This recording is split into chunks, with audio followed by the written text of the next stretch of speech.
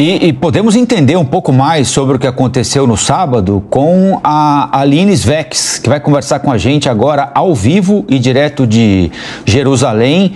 E pode contar pra gente começar a conversar, Aline, como é que foi o sábado para você? Como é que a sua família acordou?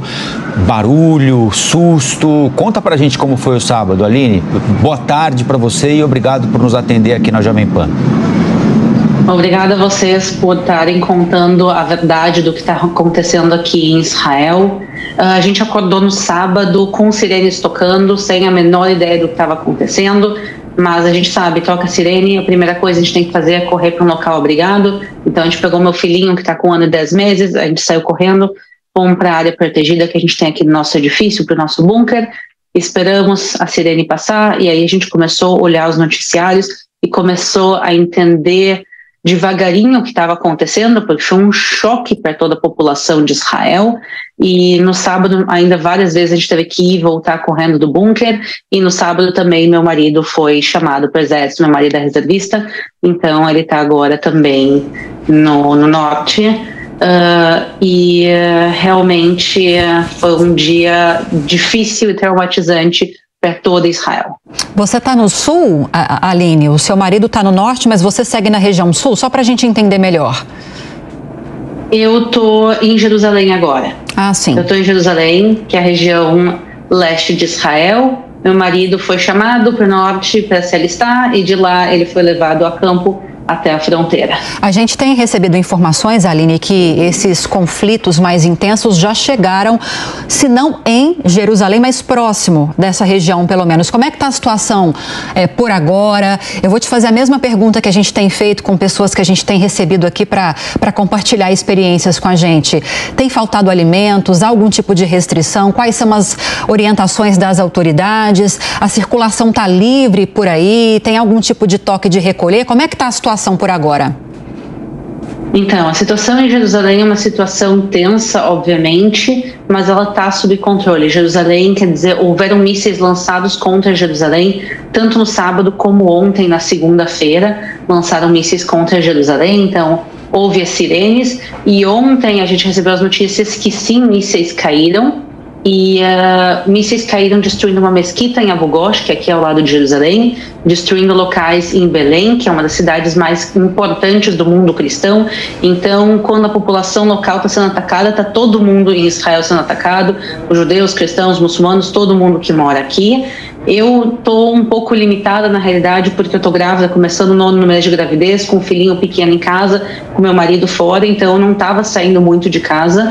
Hoje, pela primeira vez, eu saí para ir até o supermercado para abastecer a casa. Foi uma ordem do governo, eles pediram para todo mundo ter abastecimento por pelo menos 72 horas, água, comida, então eu fui até o supermercado e o supermercado estava lotado, nunca vi um supermercado tão cheio, havia comida, mas havia coisas que estavam faltando no supermercado, ovos já não havia, parte das frutas e verduras estavam terminando, então a gente vê que o povo realmente está obedecendo o governo, obedecendo as instruções, indo e comprando e se abastecendo, mas a cidade ainda parcialmente funciona, quer dizer, tem transporte público, a gente tem o direito de ir e vir, mas a gente consegue sentir a tensão aqui, porque realmente a gente foi pegos de surpresa nesse sábado. Aline, e do ponto de vista da segurança, como é que está funcionando nesse teu trajeto até o supermercado e na volta? É muito ostensivo o que está acontecendo na rua, muito além do que o habitual. Você é guia turística aí, se eu não estiver enganado, já há 15 anos em Israel, né? Então você conhece bem o cotidiano aí, já passou por outros momentos de conflito, me parece que nunca nenhum tão grave quanto esse, mas a segurança está muito mais ostensiva do que em outro momento, até em outros conflitos, Aline? Então, eu já estive em outros conflitos em Israel, mas é realmente a primeira guerra que eu estou aqui, sem dúvida nenhuma, o conflito mais sério que eu estou vivendo nesses 15 anos que eu estou aqui. Eu moro num bairro de maioria judaica, um bairro tranquilo, então aqui a gente não tem nenhum policiamento. Então, eu fui até o supermercado, voltei, não vi nenhum policial, não vi nenhum soldado, porque a região que eu moro é uma região tranquila. Mas a gente sabe que zonas que são mais propícias a terem problemas, a terem conflitos, por exemplo, o portão de Damasco, lá sim houve reforçamento da polícia e do exército. Agora, Aline, você que o Colombo até bem destacou aqui, né, há 15 anos em Israel, muito possivelmente, embora agora seja uma situação mais preocupante, já tenha estado diante de situações assustadoras, de sirenes tocando, de ter que correr para o bunker, inclusive. E as imagens são ao vivo. Aline, só para a gente reforçar aqui para quem está acompanhando a gente em vídeo, imagens ao vivo, tá? Enquanto a gente está conversando com a Aline, imagens ao vivo da faixa de Gaza.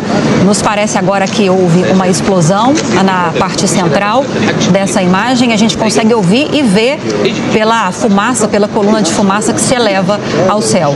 Agora, Aline, retomando a pergunta, não deve ter sido a primeira vez que vocês estiveram diante de uma situação preocupante. A partir de qual momento, desde que vocês tiveram de se abrigar pela primeira vez, desde os primeiros sinais de alerta, a partir de quando vocês tiveram dimensão do que realmente estava acontecendo? Então, não é a primeira vez que eu ouço sirenes. Sirenes tocam em Israel uma vez a cada quantos anos, então já, não vou dizer que eu me acostumei, mas eu já passei várias vezes a situação de ouvir sirenes, ter que ir para bunker. Eu morei também uma época no sul de Israel, relativamente próximo à faixa de Gaza. Eu morava lá, inclusive, quando não tinha o domo de ferro, mas o que a gente se acostumou nesses anos é que quando tocam as sirenes, não necessariamente vai acontecer alguma coisa. Tocam as sirenes porque mísseis foram lançados, Israel tem um domo de ferro, vai interceptar os mísseis e Israel vai dar uma resposta dentro da faixa de Gaza. Então era uma coisa que era um modelo que se repetia várias vezes e não afetava o país por longo prazo, e também o que afetava não eram coisas tão perigosas. A gente se deu conta que tinha alguma coisa errada quando as notícias começaram a sair que houveram infiltrações na fronteira. Isso não é uma coisa que existe, quer dizer, os soldados do Hamas, os terroristas do Hamas, eles tentam cruzar a fronteira para Israel há anos, nunca conseguiram. Eles tentavam sequestrar israelenses e não conseguiam, e de repente em um dia eles conseguiram fazer o que eles não conseguem fazer há 15 anos. Então a gente se deu conta com esse arrombamento da fronteira e a declaração de guerra do governo de Israel, a gente entendeu que tinha alguma coisa diferente do que a gente estava acostumados.